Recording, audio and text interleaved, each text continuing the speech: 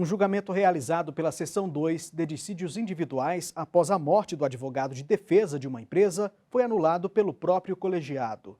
A SDI2 entendeu que esse fato inviabilizou a possibilidade de sustentação oral no julgamento. O repórter Daniel Vasques tem os detalhes desse caso para a gente. Oi, Daniel. Oi, Anderson. Oi, Luana. O julgamento que foi anulado ocorreu em março deste ano. À época, a decisão da SDI2 foi desfavorável à empresa JF Floresta Agropecuária Araguaia. A companhia entrou com embargos de declaração com a justificativa de que o advogado que a representava no caso havia morrido em janeiro. Por isso, foi pedida a anulação do julgamento.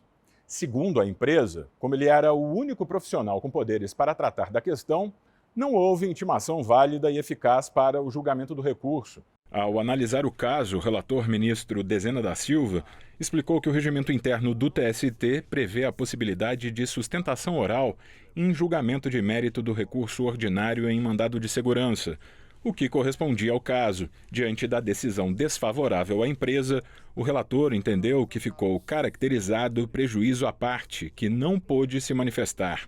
De acordo com o ministro, na ausência de prova em contrário, presume-se que a JF Floresta desconhecia a morte do advogado constituído para atuar no processo.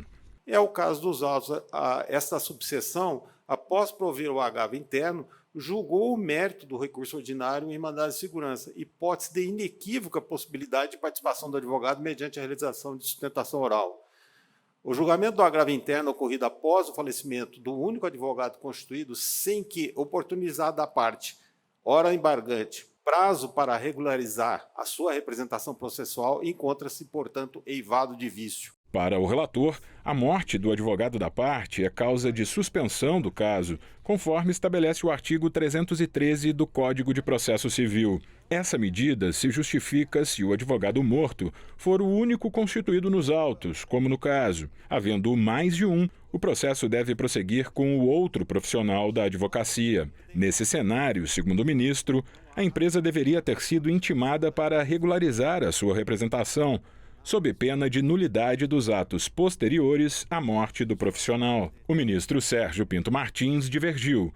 Ele entendeu que os embargos de declaração não são um instrumento processual adequado para pedir a anulação do processo. Entendo que aqui não existe omissão, contradição ou obscuridade.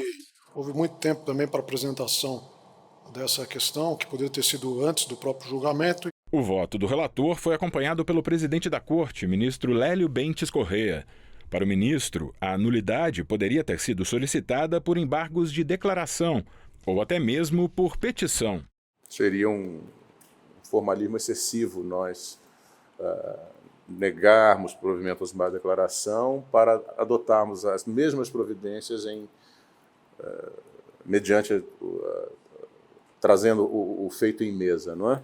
Assim, por maioria, a SDI2 anulou a decisão e determinou a realização de um novo julgamento com a intimação dos novos advogados da JF em data ainda a ser definida.